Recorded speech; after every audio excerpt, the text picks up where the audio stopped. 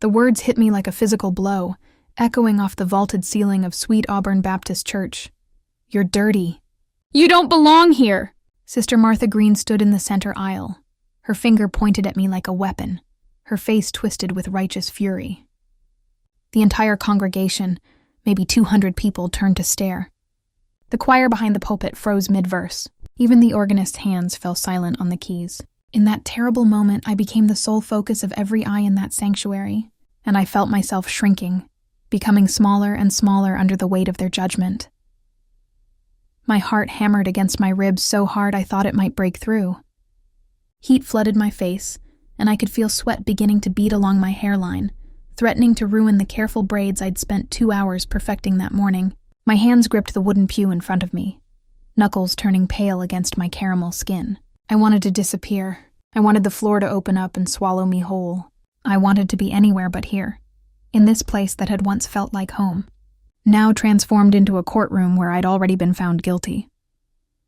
Sister Martha's voice rang out again, sharper this time, cutting through the shocked silence. "We all know what you do. Taking your clothes off on the internet for money. You're a disgrace to your mother's memory, to this church, to God himself." The mention of my mother nearly broke me. Tears burned behind my eyes, but I refused to let them fall. Not here. Not in front of these people who'd watched me grow up, who'd held me when Mama died 3 years ago, who'd promised to always be my family. I could feel their stares boring into me, some curious, some pitying, but most filled with that same cold judgment I'd been sensing for months now. The whispers in the fellowship hall, the way conversations would stop when I approached, the sudden distance from women who used to hug me every Sunday. I started to stand, ready to flee, to run from this humiliation and never come back. My legs trembled as I began to gather my purse and Bible. Mama's Bible, the one with her handwritten notes in the margins, the one that smelled faintly of her perfume even after all this time. But then Father Jonathan's voice boomed from the pulpit, stopping me mid-motion. "Sister Martha, that's enough." His tone was commanding, unlike anything I'd ever heard from him before. He stepped down from behind the lectern, his tall frame moving with deliberate purpose down the steps of the altar. The afternoon light streaming through the stained glass. Windows cast colored patterns across his dark skin, blues and reds and golds, that made him look almost otherworldly.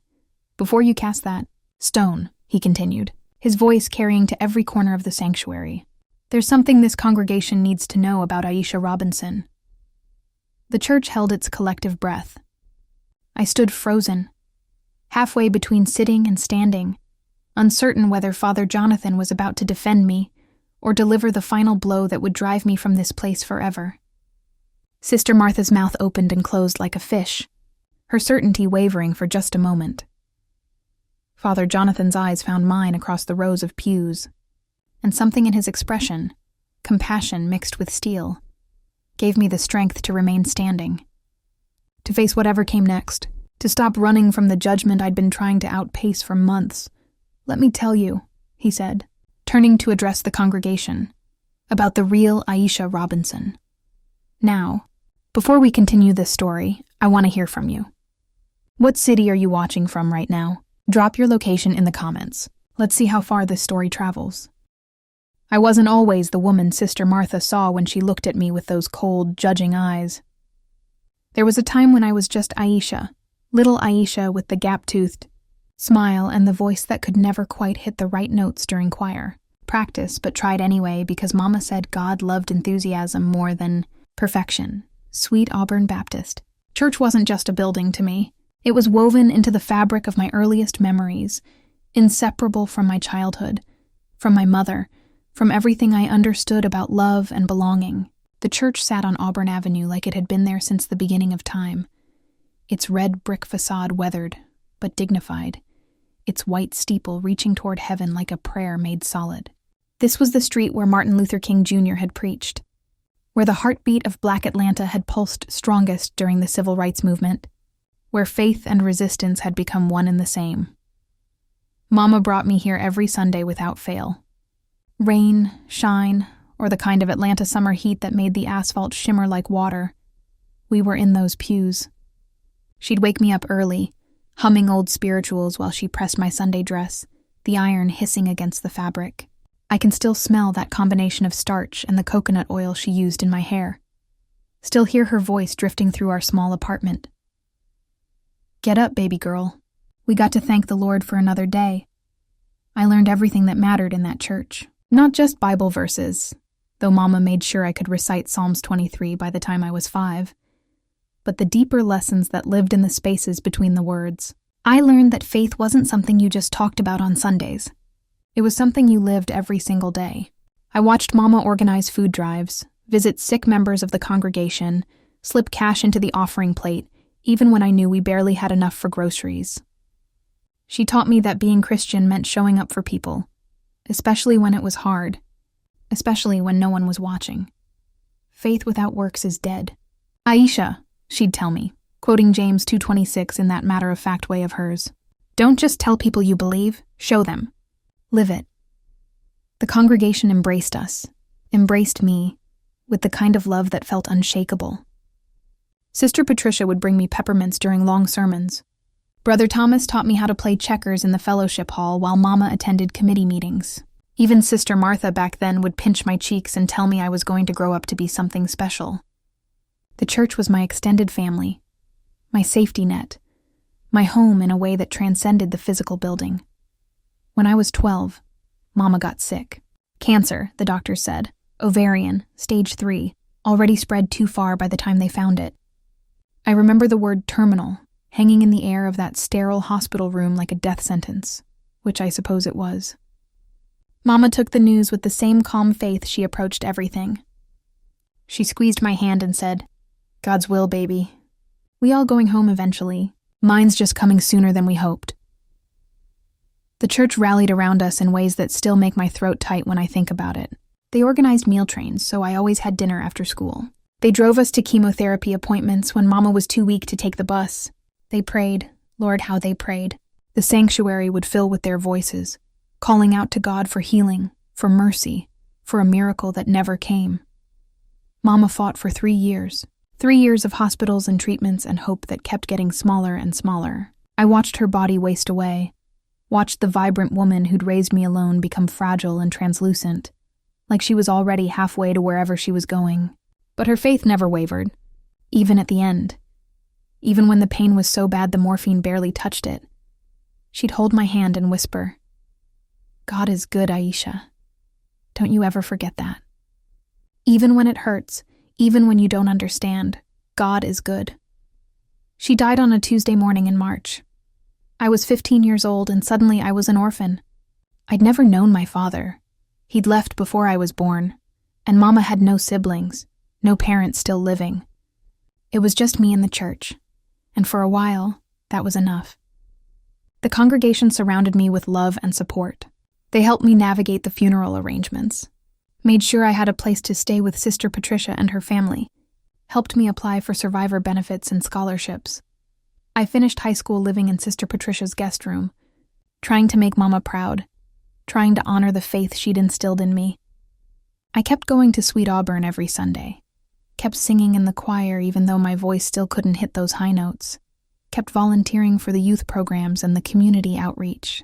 The church was my anchor in a world that suddenly felt unmoored and dangerous. But something had shifted inside me after Mama died. The easy, uncomplicated faith of my childhood had developed cracks. I still believed, I think I always believed, but now there were questions I couldn't quite articulate. If God was so good, why did he take my mother? If he loved me, why was I alone?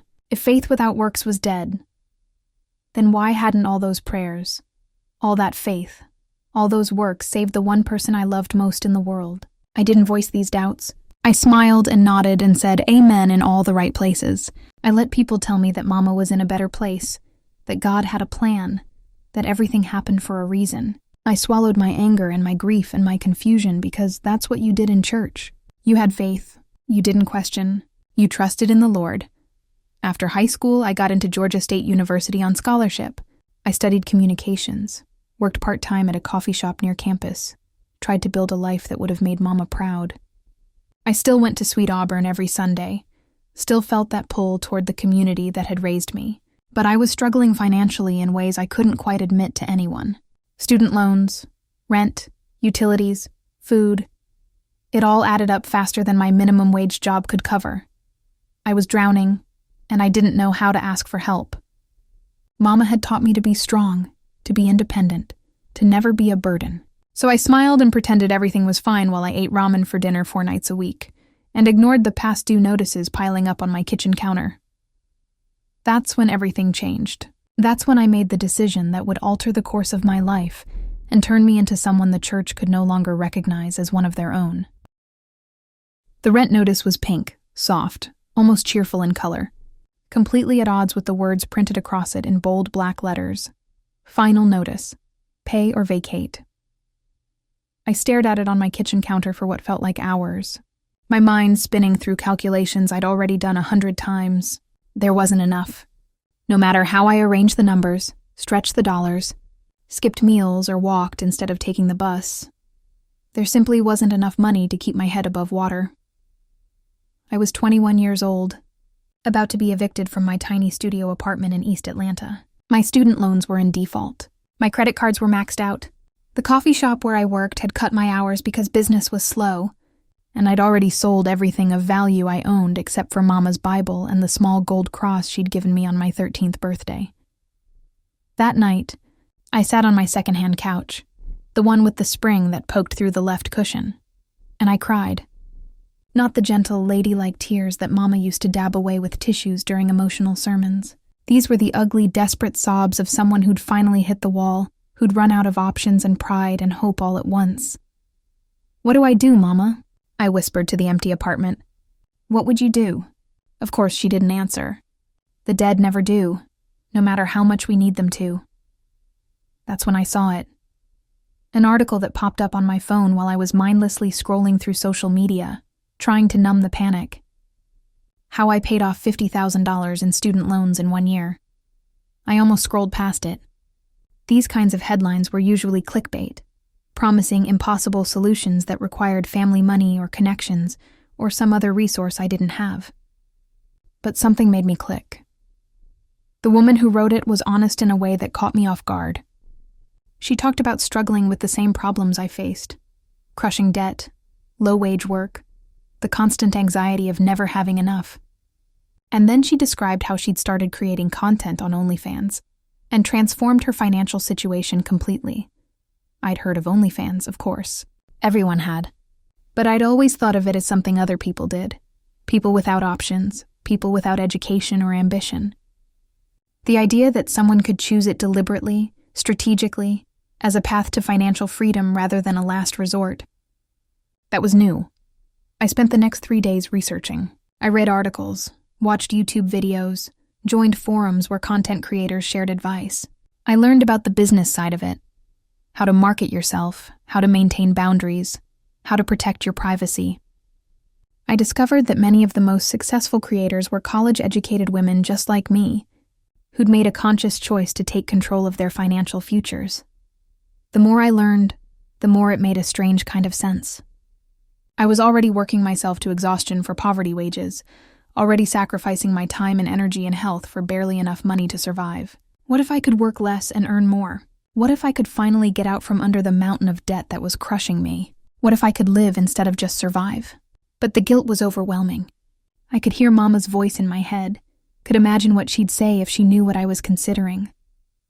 I could picture the disappointment in her eyes, the hurt that her daughter, her baby girl who she'd raised in the church, who she'd taught to honor her body as a temple of the Holy Spirit, would even think about doing something like this. I prayed about it. I know that sounds strange, maybe even hypocritical, but it's true.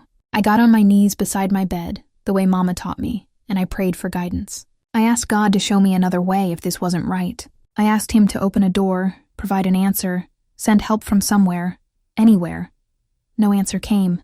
No miraculous job offer appeared. No long-lost relative showed up with a check. The rent was still due, the bills were still unpaid, and I was still alone. So I made a choice.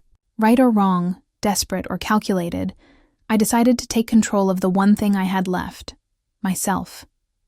I created an account, set up my profile with photos that didn't show my face, and started posting content. I was terrified that first time, my hands shaking so badly I could barely hold my phone. But I did it. The response was immediate and overwhelming. Within a week, I'd made more money than I made in a month at the coffee shop. Within 2 weeks, I'd paid my back rent and bought groceries without having to choose between pasta and protein. Within a month, I'd made a dent in my student loans and could breathe without that constant pressure on my chest. The money changed everything. I could focus on school instead of working multiple jobs. I could sleep without lying awake calculating which bill to pay and which to ignore. I could actually imagine a future that wasn't just an endless treadmill of poverty and stress. But the secret I was keeping grew heavier with each passing day. I still went to Sweet Auburn every Sunday, still sang in the choir, still volunteered with the youth group. I smiled at Sister Martha and Brother Thomas and all the people who'd known me since childhood. And I never said a word about how I was really surviving. At first, it was easy to compartmentalize. OnlyFans was just work, a job that paid better than most. It didn't define me any more than serving coffee had defined me. I was still Aisha, still the girl who loved the Lord, still trying to live up to the example Mama had set. I just had a career that most people wouldn't understand. I told myself that what I did with my own body was between me and God. That the church taught modesty and sexual purity, but also taught that God looked at the heart, not the outward appearance. That Jesus himself had defended the woman caught in adultery, had eaten with tax collectors and sinners, had shown compassion where others showed judgment. But deep down, I knew how the congregation would react if they found out. I knew what Sister Martha would say, what the whispers would sound like, how quickly love could turn to judgment. So I kept my secret, built walls between different parts of my life, and tried not to think about what would happen if those walls ever came down. For almost 2 years, I managed to keep those worlds separate. I was a successful content creator during the week and a faithful church member on Sundays. I made enough money to not only support myself, but to start saving, to invest, to build the kind of security I'd never imagined possible. And I did it all while maintaining perfect attendance at Sweet Auburn Baptist Church. Then, 6 months ago, something changed. I started noticing the looks, quick glances that slid away when I tried to meet them, conversations that stopped when I entered the fellowship hall, a coolness from women who used to greet me with hugs. At first, I thought I was being paranoid, reading into things that weren't there, but the signs kept accumulating, undeniable. Someone had found out. Someone knew my secret, and they were telling others. The unraveling had begun. The first time I caught Sister Martha staring at me with those cold, knowing eyes, I was helping set up for the church's monthly community dinner. It was a Thursday evening in early spring, and I'd come straight from campus to help transform the fellowship hall into a dining room for the neighborhood's homeless and food-insecure families. This was one of Mama's favorite ministries. She'd spent countless hours here, serving meals and listening to people's stories, treating everyone with the same dignity and respect, regardless of their circumstances. I was arranging flowers on the tables, simple daisies from the grocery store, nothing fancy, but they added warmth to the space, when I felt the weight of someone's gaze. I looked up to find Sister Martha standing across the room, stock still, watching me with an expression I'd never seen before. It wasn't quite disgust, wasn't quite anger, but something colder and more dangerous. It was the look of someone who believed they knew a terrible secret about you, who was just waiting for the right moment to expose it. Our eyes met for a long moment, and I watched her mouth press into a thin, disapproving line. Then she turned away, but not before I heard her say something to Sister Patricia standing beside her. I couldn't make out the words, but Sister Patricia's shocked expression and quick glance in my direction told me everything I needed to know. They knew, or at least they suspected. My hands trembled as I continued arranging the flowers, trying to maintain my composure. The daisies blurred in front of my eyes and I had to blink back tears. I'd known this day would come eventually. The internet made anonymity nearly impossible, but I'd hoped for more time. More time to figure out how to explain myself. More time to prepare for the judgment I knew would follow. That night marked the beginning of what I came to think of as my slow exile from the community I'd called home. It wasn't dramatic or sudden. No one confronted me directly or demanded I leave. Instead, it was a gradual freezing out, a a collective cold shoulder that hurt more than any overt rejection could have. The next Sunday, I noticed Sister Patricia didn't save me a seat like she usually did. I had to walk past 3 rows of people who suddenly became very interested in their bulletins before I found space in a pew near the back. When I tried to join the after-service fellowship in the church hall, the informal gathering where people lingered over coffee and store-bought cookies, catching up on the week's news, I watched conversations die as I approached, only to resume in hushed tones once I'd passed. The whispers followed me everywhere. I couldn't prove what they were saying, but I could imagine. I'd been around church gossip enough to know how it worked, how a kernel of truth got passed from person to person, growing and distorting with each retelling until it barely resembled reality. By the time the rumors had circulated through the entire congregation, I was probably the worst kind of sinner in their eyes. Not just a woman who'd strayed from the path, but one who'd done so deliberately, even defiantly. What hurt most was watching people I'd known my entire life. People who'd held me when I cried at Mama's funeral, who'd celebrated my high school graduation, who'd told me they'd always be there for me, turn away. Brother Thomas, who used to greet me with a warm hug every Sunday, now offered only a curt nod from across the room. Sister Angela, who'd helped me study for my confirmation classes when I was 13, suddenly had urgent business elsewhere whenever I tried to approach her. Even some of the younger members, people my own age who I'd thought of as friends, started avoiding eye contact. The worst part wasn't the judgment itself, it was the hypocrisy. I watched these same people who were freezing me out embrace others with their own secrets and sins. Brother Davis, who everyone knew had a drinking problem, was still leading the men's ministry. Sister Carol, who'd been married 4 times and was already living with her next husband before the divorce from number 4 was finalized, still taught the young women's Sunday school class. Brother Michael, who'd done time for fraud before finding faith, was on the deacon's board. But me, I was untouchable. My sin was different somehow, more visible, more threatening, more unforgivable. Maybe it was because I was young and female. Maybe it was because I'd chosen my path deliberately, rather than falling into it through weakness or addiction. Maybe it was because I didn't seem sorry enough, didn't perform the kind of public repentance they expected. Or maybe, and I suspected this was closest to the truth, it was because my success challenged something fundamental about their worldview. I'd broken the rules they'd been taught to follow, and instead of being punished for it, I was thriving. I had money, independence, security, all the things they'd been told could only come through hard work at respectable jobs, through following the proper path, through staying within the lines society had drawn. My existence was proof that the system they'd invested their whole lives in wasn't the only way, and that terrified them. Still, I kept going to church. Every Sunday I'd wake up early, spend 2 hours on my hair and makeup, dress in my most modest outfit, nothing that could give anyone ammunition for their judgments, and walk through those doors with my head held high. I'd endure the whispers and the cold shoulders and the barely concealed disgust. I'd sit in my pew, sing the hymns I'd known since childhood, and pray prayers that felt increasingly hollow. Why did I keep subjecting myself to that treatment?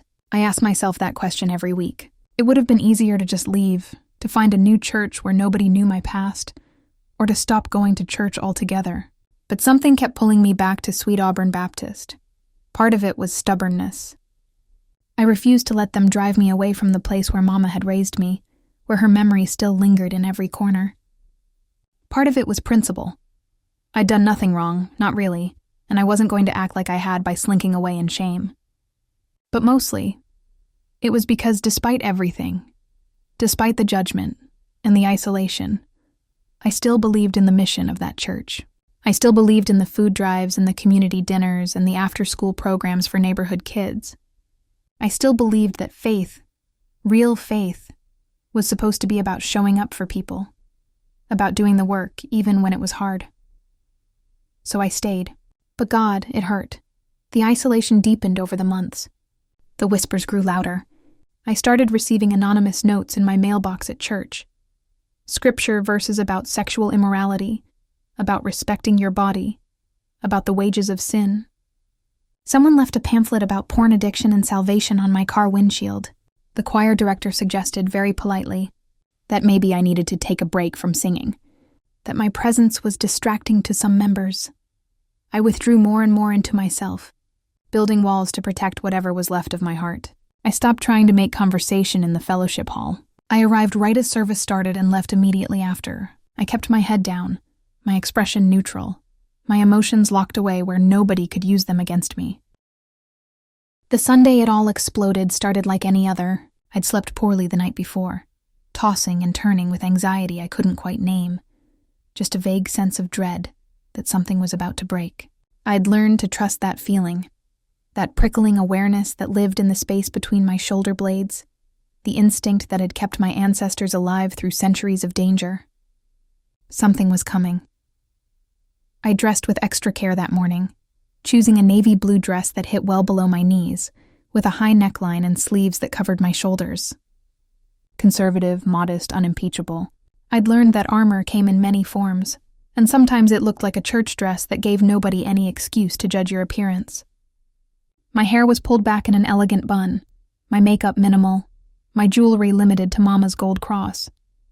I looked like a poster child for respectability politics, and I hated myself a little for caring so much about appearances. The morning service was packed, unusually so for late May, when people typically started finding excuses to miss church in favor of Sunday brunch or sleeping in. I had to park 3 blocks away and walk in the humid Atlanta heat, my dress sticking to my back by the time I reached the church steps.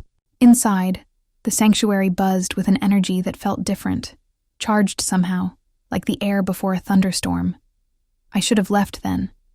That instinct that had been screaming at me all morning kicked into overdrive the moment I stepped into the sanctuary. But I'd worked so hard not to give them the satisfaction of driving me away, had invested so much pride in showing up week after week, despite the whispers and cold shoulders. So I ignored my gut and found a seat in the back pew, as had become my custom. Father Jonathan began the service as always, his deep voice leading us through the opening hymn, Amazing Grace. I sang along, the familiar words catching in my throat. Amazing Grace, how sweet the sound, that saved a wretch like me. I'd sung that hymn hundreds of times in my life, but that morning the word wretch hit differently. Was that what they thought I was? Was that what I'd become? The sermon topic was forgiveness, ironic given what was about to happen. Father Jonathan spoke passionately about Jesus eating with tax collectors and sinners, about the woman at the well who'd had 5 husbands, about the command to love your neighbor as yourself. His words were balm on my wounded spirit, and for a moment, I let myself hope that maybe things could change, that maybe the message would reach the hearts of the people who'd been treating me like a disease. Then came the part of the service where members of the congregation could share prayer requests or testimonies. Usually, this was brief, someone asking for prayers for a sick relative, someone sharing good news about a new job or a grandchild's accomplishment. But that Sunday, Sister Martha stood up from her spot in the 3rd row, and the air in the sanctuary seemed to solidify. She was dressed in her Sunday best, a burgundy suit with gold buttons, her gray hair perfectly coiffed, her face set in an expression of righteous determination. She looked like she'd been preparing for this moment, building up to it, rehearsing her lines. And as she turned to face the congregation, her eyes locked directly onto mine with laser-like precision. I have something I need to share, she announced, her voice carrying clearly through the sanctuary. Father Jonathan looked surprised, but nodded for her to continue, probably expecting a prayer request or testimony. He had no idea what was coming. None of us did. For months now, Sister Martha began, her voice dripping with theatrical concern. I have watched our beloved church become infiltrated by sin. I have watched as someone in our midst has brought shame upon this house of God, has mocked everything we stand for, has made a mockery of the values that Sister Eleanor Robinson, God rest her soul, worked so hard to instill. My stomach dropped. She'd invoked Mama's name. She'd brought my mother into this. There is someone here today, she continued, warming to her subject, who stands before us pretending to be a faithful Christian while living a life of degradation and sin. Someone who sells her body on the internet for money, who parades herself naked for strangers, who profits from lust and perversion. The congregation erupted in gasps and murmurs, heads swiveled, looking around to identify the sinner in their midst. I wanted to sink into the floor, to disappear, to cease existing altogether. But I couldn't move, couldn't breathe, couldn't do anything but sit frozen in my pew while Sister Martha continued her public crucifixion. "I'm talking about Aisha Robinson," she declared, turning to point directly at me. 200 pairs of eyes followed her finger, pinning me in place like a butterfly on a board. "We all know what she does. She's one of those OnlyFans girls, taking her clothes off for money, living in sin, and then having the audacity to show her face here every Sunday like nothing's wrong." The words landed like physical blows. I couldn't breathe. The sanctuary tilted around me, the stained glass windows swimming in my vision. I gripped the pew in front of me, my knuckles going white, fighting the urge to vomit. Sister Martha wasn't finished. Her poor mother would be rolling in her grave if she knew what her daughter had become. Eleanor raised that girl in the church, taught her right from wrong, and this is how Aisha honors her memory? By degrading herself, by selling her dignity for money, by bringing shame on this congregation. That's when something inside me snapped. She could judge me all she wanted. Lord knows I'd judged myself plenty. She could call me a sinner, a whore, whatever made her feel superior. But she didn't get to speak for my mother. She didn't get to use Mama's memory as a weapon against me. I stood up, my legs shaking but my voice steady. "Don't you dare," I said, loud enough for everyone to hear. "Don't you dare tell me what my mother would think."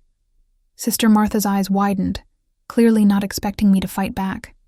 She'd probably imagined I'd just slink away in shame, confirming her narrative. But I'd spent 6 months being quiet, being small, accepting their judgment in silence. "Not anymore. You want to judge me?" I continued, my voice getting stronger. "Fine, judge me, but you don't know anything about my life, about the choices I've had to make, about what I've been through. You don't know—" "We know enough," Sister Martha interrupted, her voice sharp. "We know you're dirty. You're filthy. You're a disgrace to this church and to your mother's memory." She turned back to the congregation, playing to her audience. "We cannot allow this kind of sin to fester in our midst. The Bible says we must cast out the immoral person from among us. 1 Corinthians 5:13. We must—" "Sister Martha, that is enough." Father Jonathan's voice cut through the sanctuary like a thunderclap. He'd descended from the pulpit during our exchange, and now he stood in the center aisle, tall and imposing, his expression harder than I'd ever seen it. The gold cross around his neck caught the light from the stained glass windows, and for a moment, he looked like an Old Testament prophet about to deliver judgment.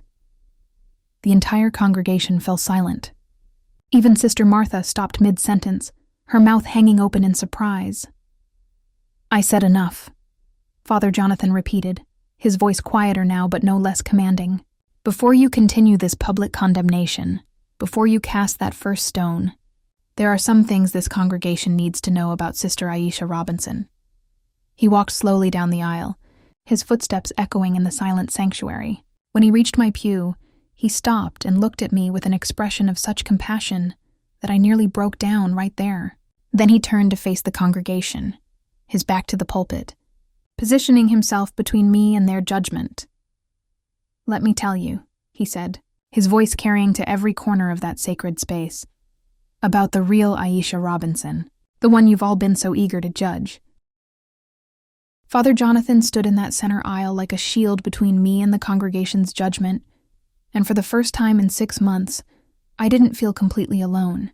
The morning light streaming through the stained glass windows cast colored patterns across his dark skin, crimson and sapphire and gold, making him look almost otherworldly, like an angel sent to deliver a message nobody wanted to hear. The sanctuary had fallen into a silence so complete, I could hear the old building settling, could hear someone's stomach growl 3 rows up, could hear my own heartbeat thundering in my ears. Every eye was fixed on Father Jonathan, waiting to see what he would say, how he would handle this unprecedented disruption of Sunday service. Sister Martha stood frozen in the aisle, her righteous fury momentarily checked by his authority. But I could see her gathering herself for another attack. "Many of you know," Father Jonathan began, his voice measured and calm, "that I don't typically discuss church finances from the pulpit. The Bible teaches us that when we give, we should do it quietly, without seeking recognition or praise. Matthew 6:3 tells us, 'When you give to the needy, do not let your left hand know what your right hand is doing, I've always tried to honor that principle, to protect the privacy of our donors and allow them to give from the heart without expectation of public acknowledgement. He paused, letting his words settle over the congregation. I had no idea where he was going with this, but something in his tone made my pulse quicken with hope I was afraid to fully feel. However, he continued, there are times when silence becomes complicity. Times when allowing a lie to stand unchallenged does more harm than breaking confidence. Sister Martha has stood before you all and declared that Sister Aisha is bringing shame to this church, that she is a disgrace, that she should be cast out from our midst. Before we make such a judgment, and make no mistake, that's what you're being asked to do. You deserve to know the full truth. He turned slightly, including me in his line of sight, and I saw something in his eyes that made my throat tighten. Respect, solidarity, perhaps even admiration. For the past 2 years, he said, someone has been making substantial regular donations to this church. Anonymous donations that have kept us afloat during difficult times, that have allowed us to maintain and expand our community programs when other churches in this neighborhood have had to cut back or close their doors entirely. Father Jonathan began walking slowly up the aisle as he spoke, his voice carrying clearly to every corner of the sanctuary. When the roof started leaking 2 winters ago, remember that? And we didn't have the funds to repair it. An anonymous donation of $15,000 appeared in our account. When we wanted to expand the after-school program but couldn't afford to hire additional staff, monthly donations of $2,000 started coming in like clockwork. When the food pantry was running dry and we were about to tell hungry families we had nothing to give them, money appeared to restock our shelves. He reached the front of the church and turned to face the congregation again, his expression solemn. Over the past 2 years, these anonymous donations have totaled more than $120,000. That's money that has fed hungry children, kept the lights on in this building, paid for school supplies for kids who couldn't afford them, funded our community health clinic, and supported every single ministry this church operates. I watched the congregation's faces shift from judgment to confusion to dawning realization. Sister Martha had gone pale, her hand clutching the pew beside her for support. I know who that donor is, Father Jonathan said quietly. I've always known, though she asked me to keep her confidence. She never wanted recognition, never asked for her name to be announced from the pulpit or printed in the bulletin. She just wanted to help, to serve, to live out the faith her mother taught her. He paused, letting the weight of his words sink in. That donor is Sister Aisha Robinson. The silence that followed was absolute. It was the kind of silence that feels alive, that presses against your skin and fills your lungs and makes time itself seem to stop. I watched shock ripple through the congregation like a wave, watched mouths fall open and eyes go wide, watched the narrative they'd constructed about me shatter like glass. Sister Aisha works hard for her money, Father Jonathan continued, his voice gentle but firm. She has chosen a profession that many of you find morally objectionable. I understand that, but while you've been judging how she earns her living, she's been using that money to feed the hungry, clothe the naked, and care for the least among us. While you've been whispering about her sins, she's been living out the gospel in ways that put most of us to shame. He looked directly at Sister Martha, and his voice took on an edge I'd never heard before. Sister Martha, you stood here and invoked Eleanor Robinson's name, suggesting she would be ashamed of her daughter. I knew Eleanor well. I was the one who sat with her during her final days, who heard her last words, who prayed with her as she prepared to meet her Maker. And I can tell you with absolute certainty that Eleanor's dying prayer was not that her daughter would live a life others approved of. Her prayer was that Aisha would be strong, that she would survive, that she would find her own path to serving God. I felt tears streaming down my face now, hot and unstoppable. I'd been so strong for so long, had built such high walls around my heart to protect it from their judgment. But hearing Father Jonathan speak about Mama, hearing him defend not just my actions but my worth as a person, it broke something open inside me that I'd been holding closed for years. Eleanor Robinson was many things, Father Jonathan said, his voice thick with emotion. She was faithful, she was strong, she was devoted to this church and to her daughter. But most of all, she was practical. She understood that survival sometimes requires making choices that others won't understand or approve of. She understood that feeding your children matters more than maintaining appearances. She understood that God judges the heart, not the resume. He turned back to address the full congregation. How many of you have benefited from the programs Aisha's money has funded? How many of your children have eaten meals from our food pantry, attended our after-school program, received school supplies or Christmas gifts? How many of you have brought friends and family members to our community health clinic for free care? How many of you have taken pride in telling others about Sweet Auburn's outreach programs, about how we're making a real difference in this neighborhood? The questions hung in the air, unanswerable because everyone in that sanctuary knew the truth. They had all benefited directly or indirectly from my contributions. Their children, their neighbors, their community, all supported by money they'd considered dirty. Jesus told a parable, Father Jonathan said, about a Pharisee and a tax collector who both went to the temple to pray. The Pharisee stood up and prayed about himself. God, I thank you that I am not like other people, robbers, evildoers, adulterers, or even like this tax collector. But the tax collector stood at a distance and prayed, God, have mercy on me, a sinner. Jesus said it was the tax collector who went home justified before God, not the Pharisee. He let that sink in before continuing. We have become the Pharisees in this story, thanking God that we're not like Aisha Robinson, while she has been the one actually doing the work of the kingdom. We have judged her profession while benefiting from her generosity. We have whispered about her sins while ignoring our own. We have driven her to the margins of our community while she has been holding us up at the center. Sister Martha finally found her voice, though it came out weak and defensive. But Father, surely you're not condoning what she does. The Bible clearly teaches many things.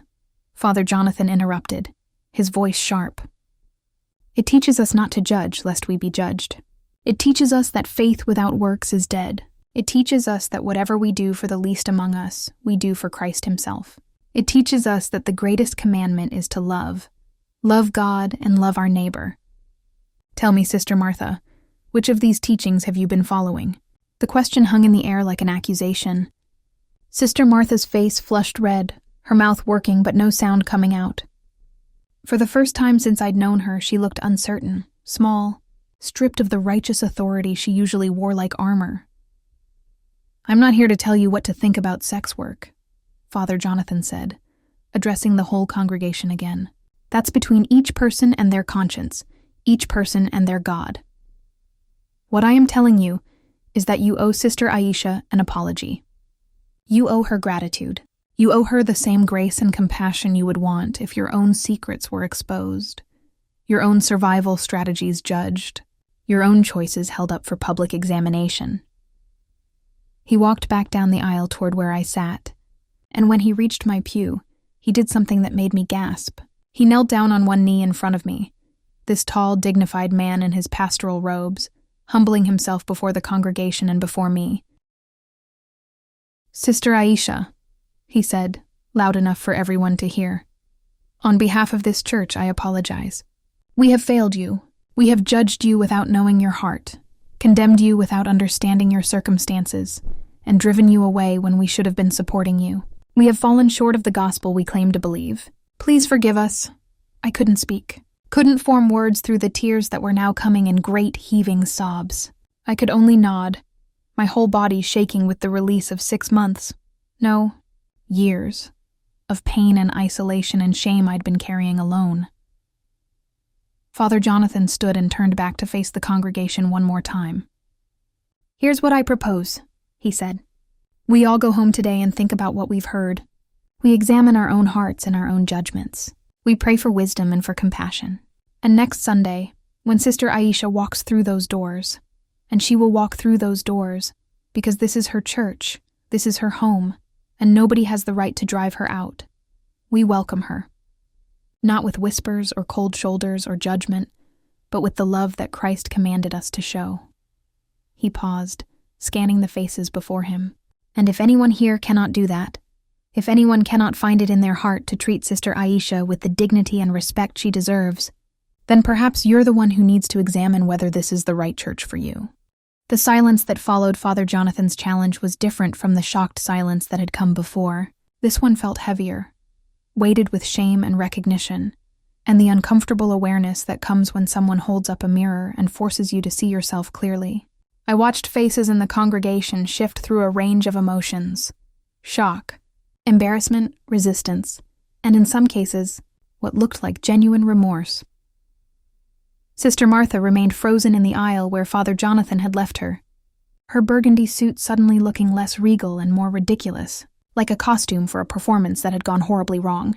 Her face had gone from red to pale to a kind of mottled combination of both, and her hands trembled where they gripped the edge of a pew. She'd come here expecting to be the hero of this story, the righteous defender of church morality, and instead she'd been exposed as the villain.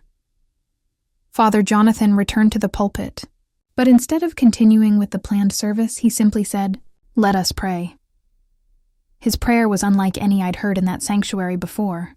Raw, honest, asking God for forgiveness for the ways we judge each other, for the ways we use our faith as a weapon instead of a salve, for the ways we forget that all of us are broken people in need of grace.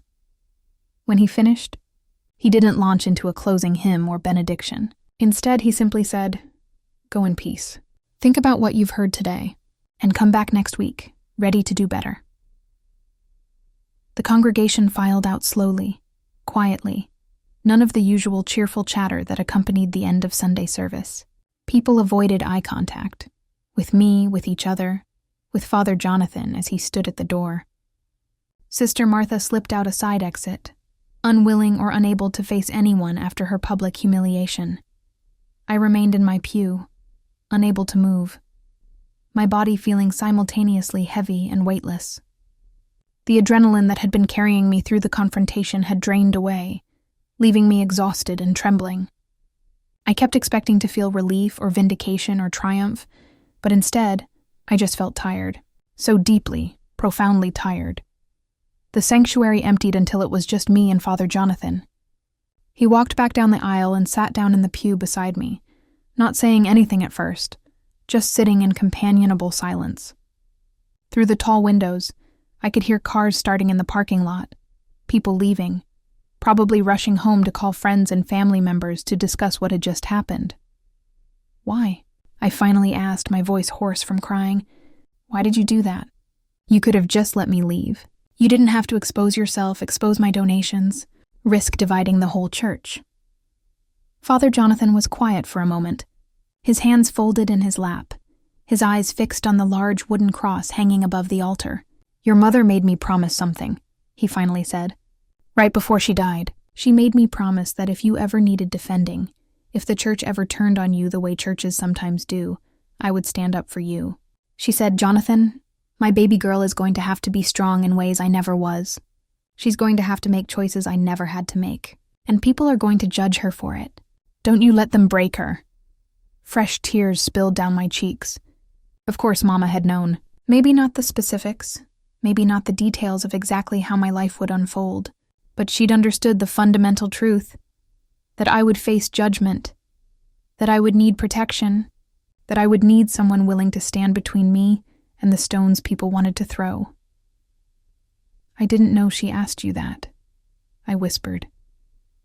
"She made me promise not to tell you unless it became necessary." Eleanor was a wise woman. She understood that you needed to find your own way, make your own choices, without the weight of knowing someone was watching over you. But she also understood that courage sometimes looks like asking for help, like accepting that we can't fight every battle alone. He turned to look at me then, his dark eyes kind. "You've been fighting alone for too long, Aisha, carrying the weight of your choices, your survival, your grief, all by yourself." "Eleanor didn't want that for you." "Neither do I.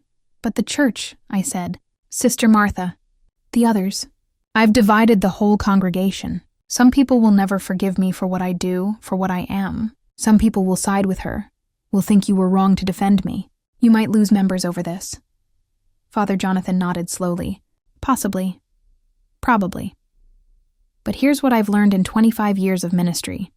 A church that can't handle uncomfortable truths, that can't extend grace to the people who need it most, that chooses judgment over love, that's not a church worth preserving. If people leave over this, then maybe we're better off without them. Harsh as that sounds, it's true. He stood up and offered me his hand, helping me to my feet. My legs felt shaky, but his grip was steady. "Come on," he said. "Let's go to my office. I have a feeling you could use some tea and a quiet place to process everything that just happened."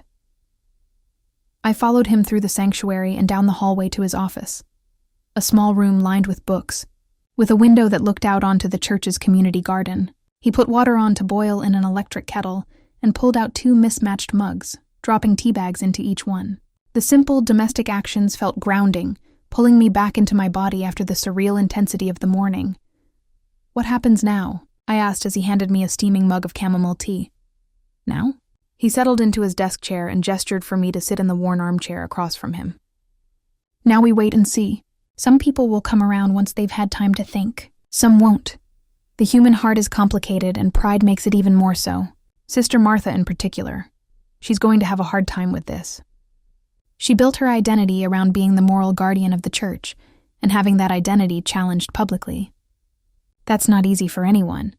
I almost feel bad for her," I admitted, surprising myself. "Almost," Father Jonathan smiled slightly. "That's grace, Aisha. That's the movement of the Spirit in you, allowing you to feel compassion even for someone who tried to destroy you. Hold on to that. You're going to need it in the weeks ahead. Do you really think people will come back next week? Act different? Some will. Some won't. But here's what I want you to understand. Regardless of how they respond, you belong here. This is your church, your mother's church. You have every right to walk through those doors and worship in this space. Don't let anyone take that from you." We sat in silence for a while, sipping our tea, watching dust motes dance in the sunlight streaming through the window. Outside, I could see the community garden where volunteers grew vegetables for the food pantry, another program my money had helped expand. It was strange to think about how much impact I'd had on this place while feeling so disconnected from it. "Can I ask you something?" I said finally. "And I need you to be honest with me. Of course, do you think what I do is wrong? Morally wrong, I mean. Not just controversial or uncomfortable, but actually sinful?" Father Jonathan set down his mug and leaned forward, his expression thoughtful. "Honest answer? I don't know. I struggle with that question myself. There are parts of Scripture that seem to condemn sex outside of marriage, that talk about the body as a temple, that warn against sexual immorality. But there are also parts that talk about God choosing the weak and foolish things of the world to shame the strong, that tell us not to judge others, that remind us that the tax collectors and prostitutes were entering the kingdom of God ahead of the religious elite." He paused, choosing his words carefully. "What I do know is this. I look at your life and I see someone who is surviving, who is helping others survive, who is doing more actual good in the world than most people who sit in judgment of you. I see someone who honors her mother's memory by living out the values she taught, even if the methods are unconventional. I see someone who shows up here week after week despite being treated terribly, because your faith matters to you. And I think, if God judges us by our fruits, Aisha's fruits are pretty good. But," I prompted, sensing there was more. "But I also think you carry a lot of pain around this, a lot of shame and conflict. And I wonder if part of that is because, on some level, you're not fully at peace with your choices. Not because they're objectively wrong, but because the dissonance between what you do and what you were taught is creating a wound that won't heal." His words hit uncomfortably close to home. I'd spent 2 years telling myself I was fine with my career choice, that it was just work, that it didn't define me. But the truth was more complicated. The truth was that every Sunday when I walked into this church, part of me felt like a fraud. Every time I prayed, part of me wondered if God was listening or if he'd turned his face away from someone like me. "I don't know how to reconcile it all," I admitted. "The faith I was raised with, the person I've become, the choices I've made. I don't know how to hold all of it at once without falling apart. Maybe you're not supposed to have it all figured out," Father Jonathan said gently. "Maybe the point is to keep showing up, keep asking questions, keep struggling with it. Faith isn't about having all the answers. It's about continuing to seek, continuing to grow, continuing to love even when it's hard." The week that followed Father Jonathan's revelation was unlike anything I'd experienced. My phone wouldn't stop buzzing. Texts, calls, messages on social media from members of the congregation and people I hadn't heard from in years. Some were supportive, thanking me for my generosity and apologizing for their judgment. Others were less kind, telling me I'd corrupted Father Jonathan, that I was leading the church astray, that real Christians would never accept money from someone like me. I spent most of Monday in bed, physically and emotionally exhausted from Sunday's confrontation. Tuesday, I tried to return to normal life, attending classes, working on assignments, posting content for my subscribers, but everything felt surreal, like I was moving through water. Wednesday brought an unexpected visitor. I was making dinner in my small apartment when someone knocked. Through the peephole, I saw Sister Patricia standing in the hallway, holding what looked like a casserole dish. I almost didn't open the door. Sister Patricia had been one of the women who'd grown cold toward me over the past months, one of the people whose withdrawal had hurt most because she'd been like an aunt to me after Mama died. But something, curiosity, hope, or maybe just exhaustion, made me unlock the door. "Hey, baby girl," Sister Patricia said, using the nickname she'd called me since I was 15. Her eyes were red like she'd been crying. "Can I come in?" I stepped aside, letting her enter. She set the casserole dish on my kitchen counter, her famous chicken and rice, the same dish she'd brought me countless times when I lived with her family after Mama died. "I owe you an apology," she said without preamble. "A big one. I've been treating you terribly, and I'm ashamed of myself."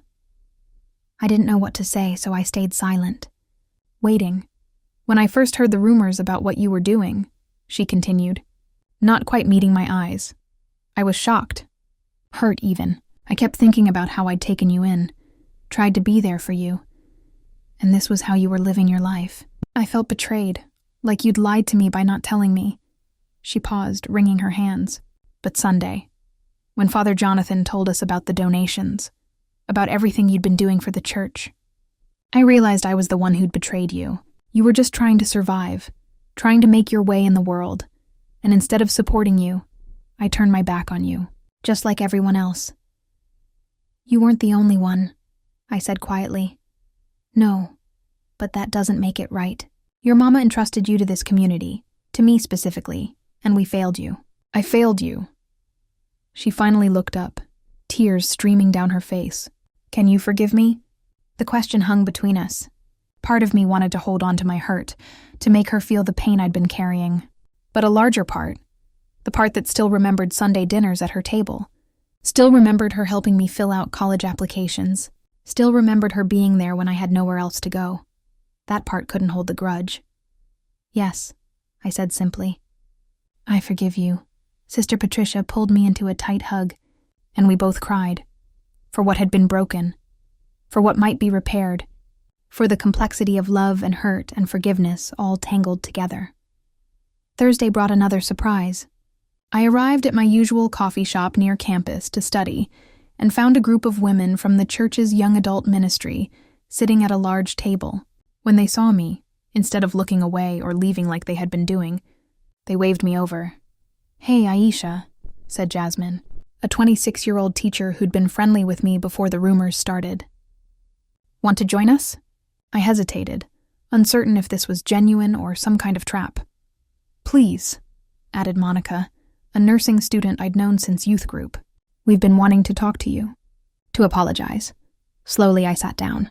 The 5 women around the table all looked uncomfortable but determined. "We've been talking since Sunday," Jasmine said, "about how we treated you, about how we believed gossip without ever asking you directly about your life, about how we let the older generation's judgment influence us instead of thinking for ourselves." "We were cowards," Monica added bluntly. "We knew Sister Martha and her crew were being cruel to you, and we just let it happen. We didn't want to rock the boat, didn't want to become targets ourselves. So we abandoned you, and that was wrong. We don't all agree about sex work," another woman, Keisha, said carefully. "Some of us think it's empowering. Some of us have concerns about the industry.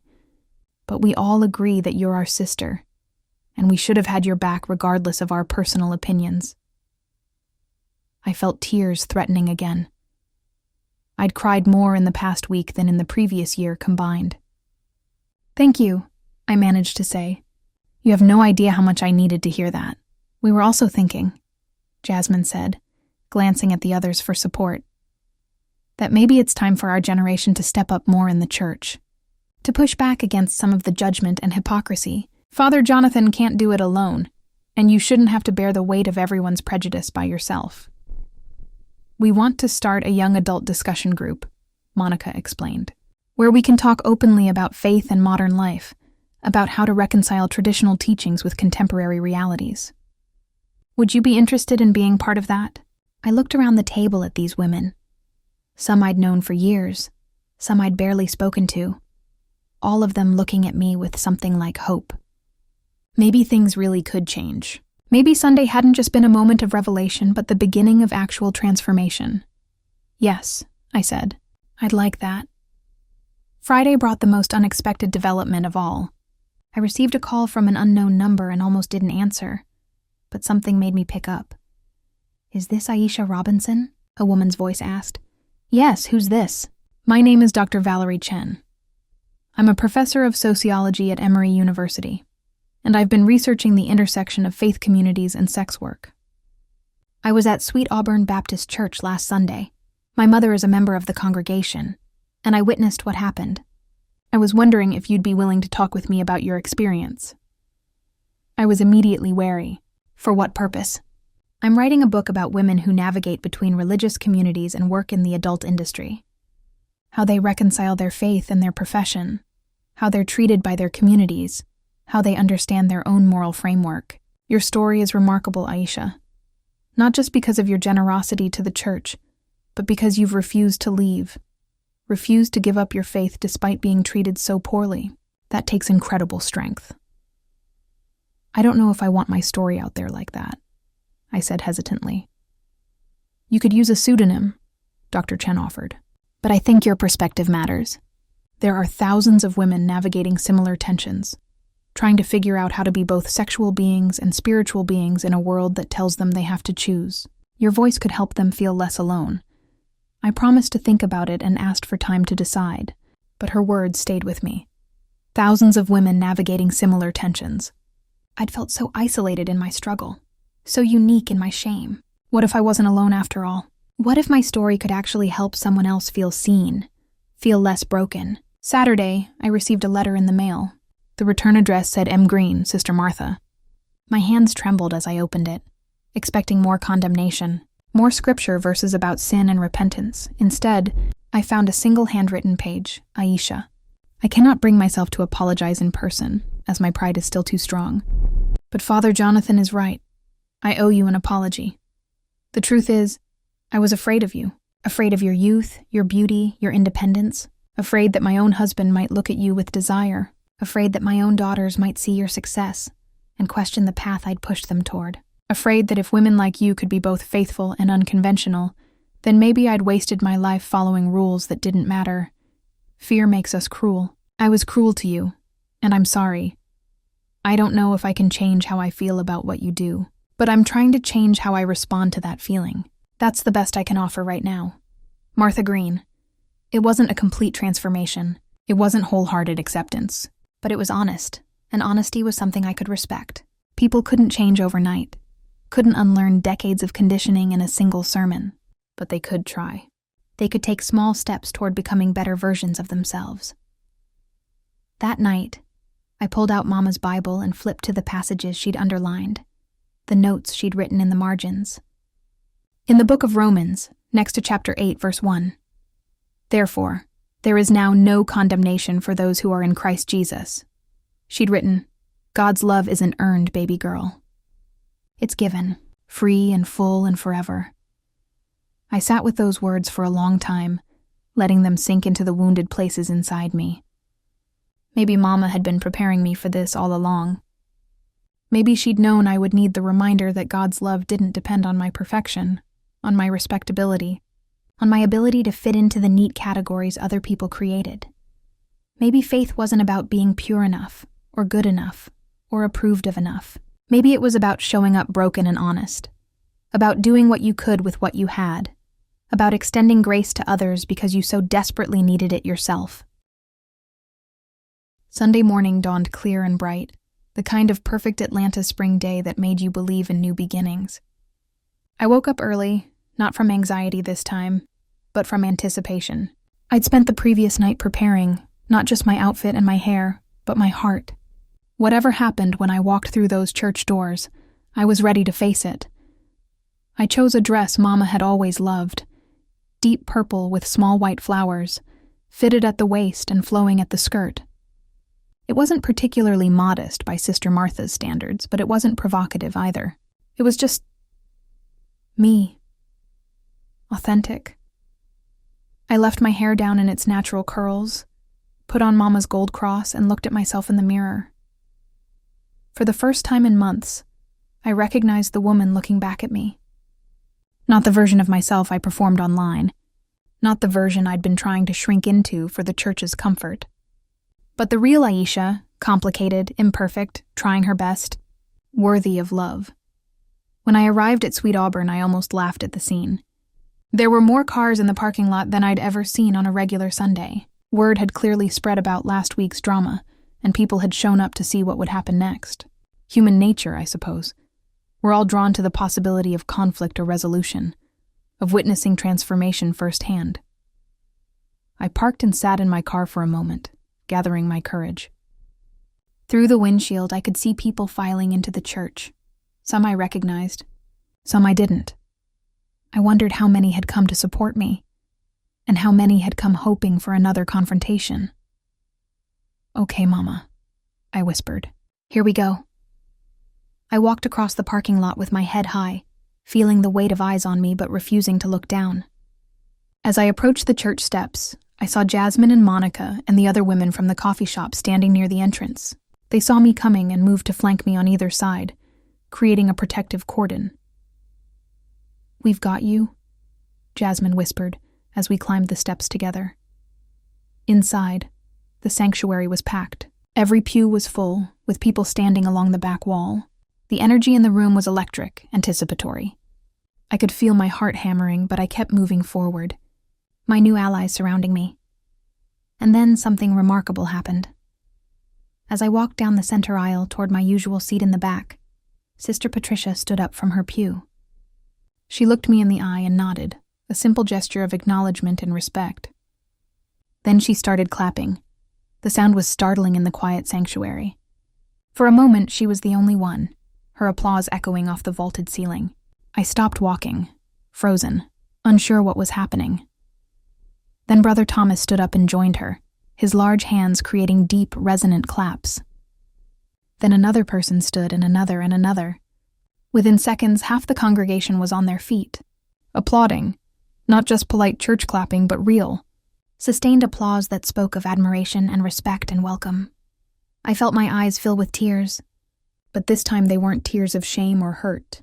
They were tears of relief, of gratitude, of feeling finally, truly seen. Not everyone stood. I noticed that. Sister Martha remained seated, her face unreadable. Several of the older members kept their hands firmly in their laps.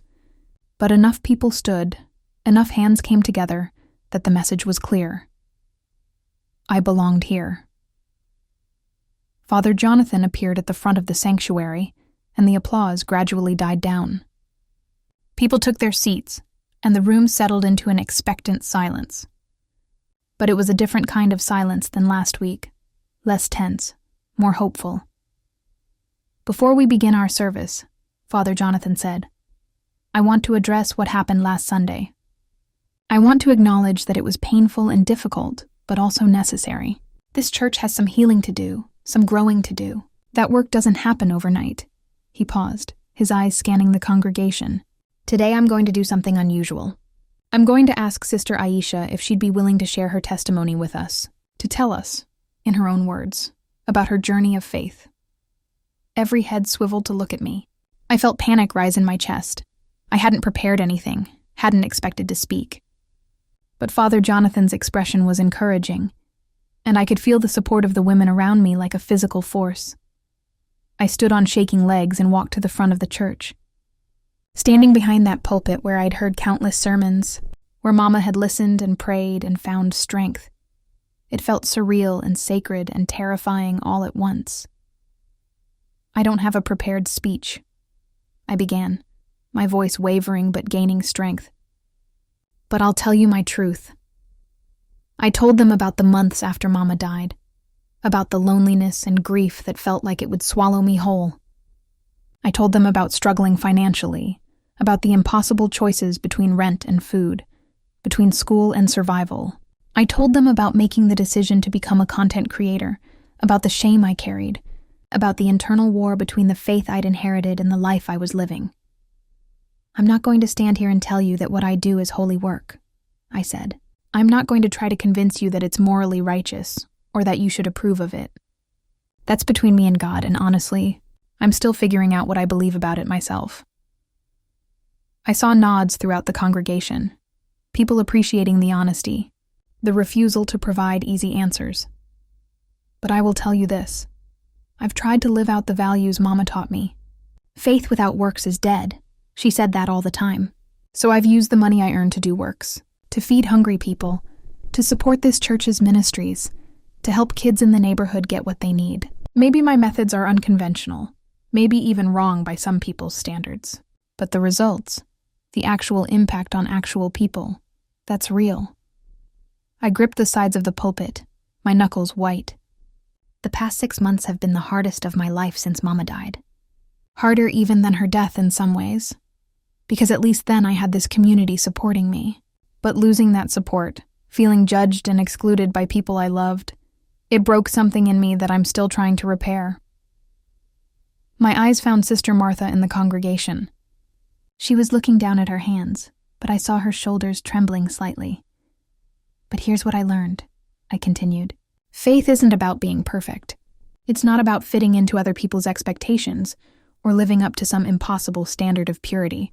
Faith is about showing up, broken, messy, complicated, and trying to love anyway. Trying to serve anyway. Trying to believe that God sees the heart, that God understands our struggles, that God's grace is big enough to cover even our most controversial choices. I paused, letting my words settle. I love this church. I love this community. Even when you hurt me, even when you pushed me away, I couldn't stop loving you. Because Mama loved you. Because this place shaped me. Because I believe in what we're supposed to be. A family that loves each other despite our differences. A place where broken people can come and find acceptance. I'm not asking anyone to change their moral beliefs, I said, my voice growing steadier. I'm not asking you to approve of how I earn my living. What I'm asking is that you see me as a whole person. Not just my job, not just my choices, but my heart, my actions, my love for this community. That's what Mama would have asked for. That's what I believe Jesus asks for. I took a breath, feeling the weight of every eye in that sanctuary. I know some of you are uncomfortable with me being here. I know some of you wish I would just leave and make things easier for everyone. But I'm not going anywhere. This is my church. This is my spiritual home. And I'm going to keep showing up, keep serving, keep trying to live out my faith the best way I know how, even if it looks different from your faith. Even if it makes people uncomfortable. My voice cracked slightly on the next words. Because that's what Mama taught me. She taught me that you don't run when things get hard. You don't hide who you are to make other people comfortable. You stand in your truth. You do your work. And you let God handle the judgment. I looked out at the faces before me. Some tear-stained, some skeptical, some radiating warmth and acceptance. So that's my testimony. I'm Aisha Robinson. I'm a daughter of this church. I'm imperfect and complicated and still figuring things out. And I'm asking you to let me be all of those things while still being part of this family. The silence that followed felt pregnant with possibility. Then Father Jonathan stood and began to clap, and once again, much of the congregation joined him. This time I noticed a few more people standing. Not everyone, but more than before. Small progress, but progress nonetheless. As I returned to my seat, something unexpected happened. Sister Martha stood up from her pew and walked across the aisle to where I was sitting. The entire congregation held its breath, unsure what was about to happen. She stood in front of me, this woman who'd tried to destroy me just a week ago, and I could see she was fighting an internal battle. Her face worked through a series of emotions: pride, shame, resistance, surrender. Finally, she extended her hand.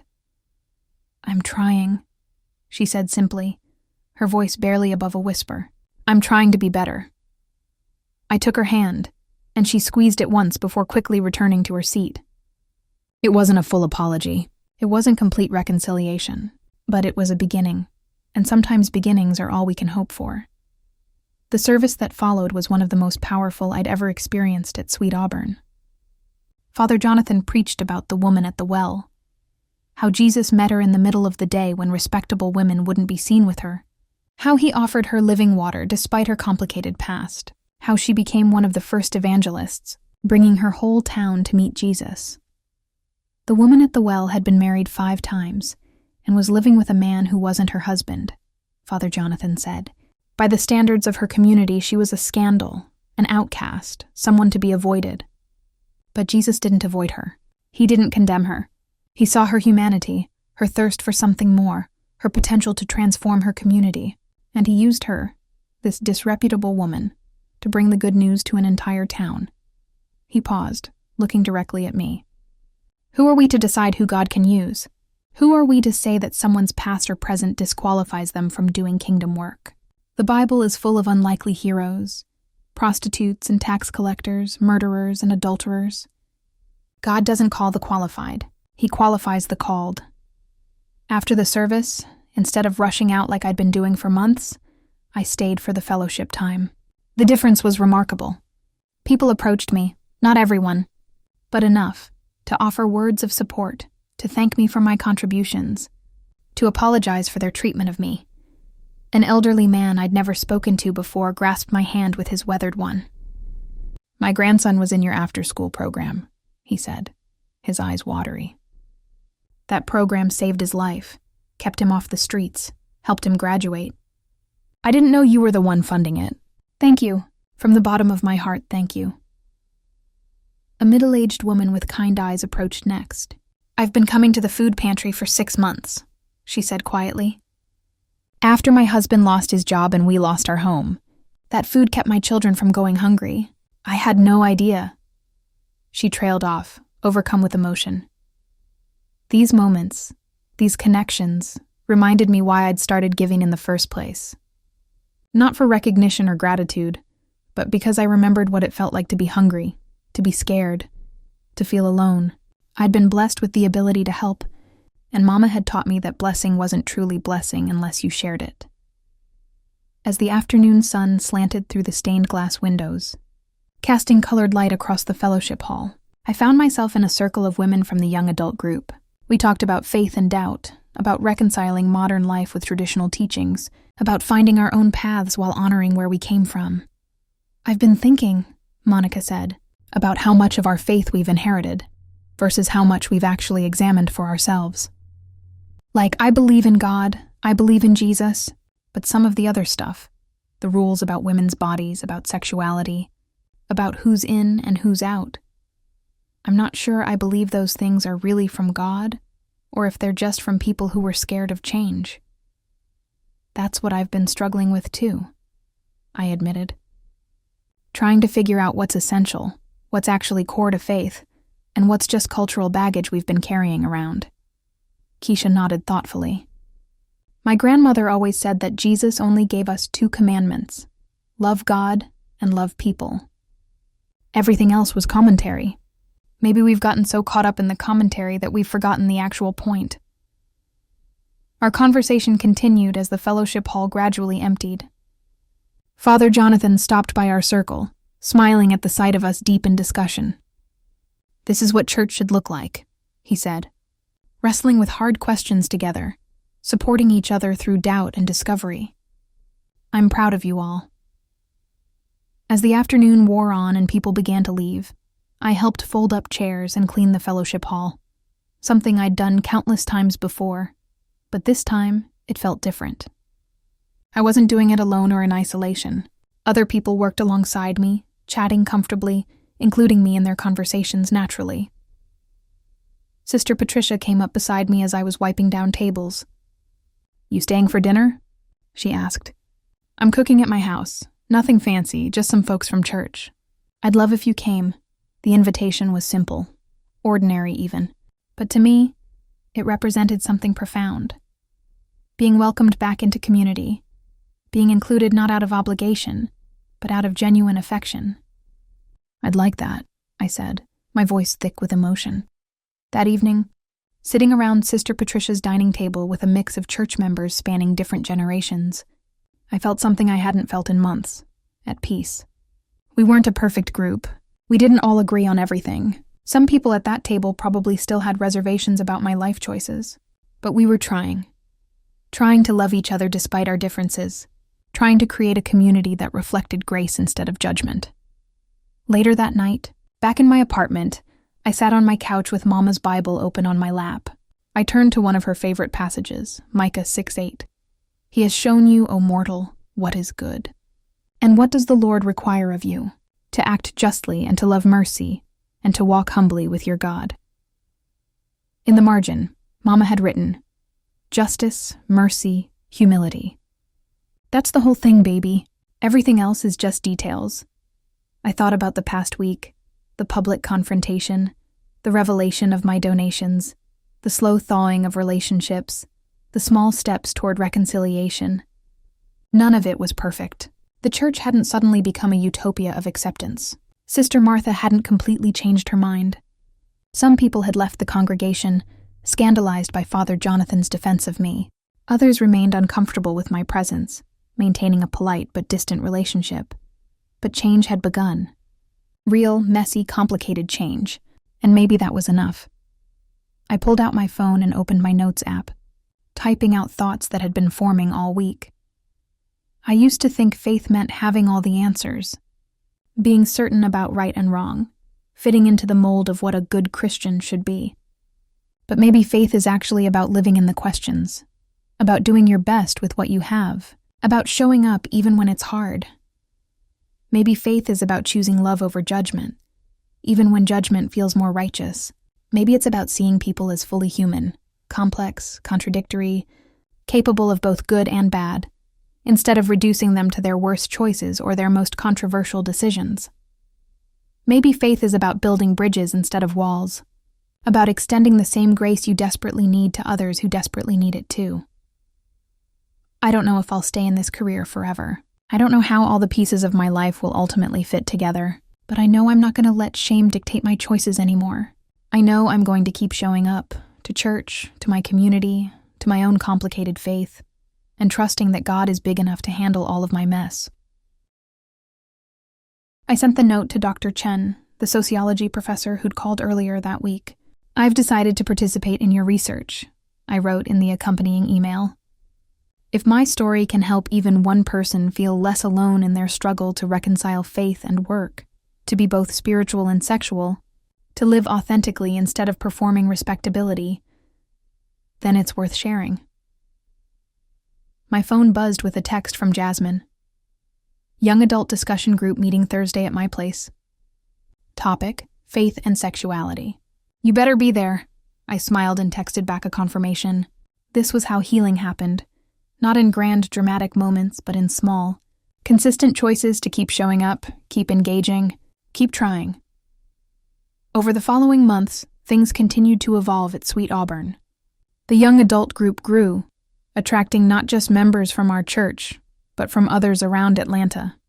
Young people hungry for a space where they could ask questions without fear of condemnation, where they could explore faith that didn't require checking their brains or their lived experiences at the door. Some of the older members gradually warmed to me. Others never did, and eventually found other churches that better aligned with their values. Father Jonathan told me not to see that as failure, but as clarification. The church becoming more authentically itself, more aligned with its actual mission, rather than inherited prejudices. I finished my communications degree and started working with nonprofits on social media strategy while continuing my OnlyFans work. Eventually, I began speaking publicly about the intersection of faith and sex work, becoming an advocate for other women navigating similar tensions. It wasn't a path I'd ever imagined for myself, but it felt true, using my story, my platform, my hard-won wisdom to help others. And every Sunday, I walked through the doors of Sweet Auburn Baptist Church with my head high. Sometimes people stared. Sometimes whispers followed me. But more often than not, I was greeted with warmth, with acceptance, with the kind of love that doesn't require perfection. 1 year after that pivotal Sunday, Father Jonathan asked me to serve on the church's social outreach committee. "Your perspective matters," he said. "Your understanding of what it means to survive on the margins, to make hard choices, to need grace. That's exactly what this church needs as we try to serve our community authentically." I accepted, and found myself in meetings with the same people who'd once whispered about me, now working alongside them to create programs that actually met people where they were instead of where we wished they'd be. The church installed a plaque in the fellowship hall, commemorating the renovation and expansion of the community programs. It didn't mention my name, at my request, but it featured a quote from James 2:26 that Mama had loved. "Faith without works is dead." Every time I saw it, I thought about Mama's faith, practical, active, focused on showing up for people in tangible ways. And I thought about my own faith, still evolving, still complicated, but increasingly rooted in that same commitment to action over appearance, to substance over respectability. Standing in that fellowship hall one Sunday afternoon, watching volunteers pack food boxes for neighborhood families, watching kids from the after-school program doing homework at tables I'd helped fund, watching a community come together across differences to do actual good in the world, I felt Mama's presence stronger than I had in years. "Did I do right, Mama?" I whispered. "Did I honor you?" I didn't hear an audible answer, but I felt something shift in my chest, a loosening of the knot of shame and doubt I'd been carrying. Maybe I'd never be certain about all my choices. Maybe I'd always wrestle with the tension between faith and work, between who I was raised to be and who I'd become. But I'd shown up. I'd survived. I'd used my resources to help others survive. I'd refused to let judgment silence me or shame exile me. I'd fought for my place in a community that wanted to discard me. And in fighting, I'd helped that community become more compassionate, more authentic, more true to its stated values. That had to count for something. That had to matter. As I left the church that evening, the sun setting over Auburn Avenue in shades of orange and pink, I felt something I'd been chasing for years. Peace. Not the absence of conflict or complication, but the deeper peace that comes from knowing you're living in alignment with your truest self, from knowing you're doing your best with what you have, from knowing you belong, not because you're perfect, but because you're human. And humanity is enough. I touched the gold cross at my neck, Mama's cross, and smiled. This was her legacy. Not perfection, not respectability, but resilience. The strength to keep going when everything tells you to give up. The courage to show up as yourself when everyone wants you to be someone else. The faith that love, real love, is stronger than judgment. And as I walked to my car, I carried that legacy forward, imperfectly, authentically, hopefully, into whatever came next.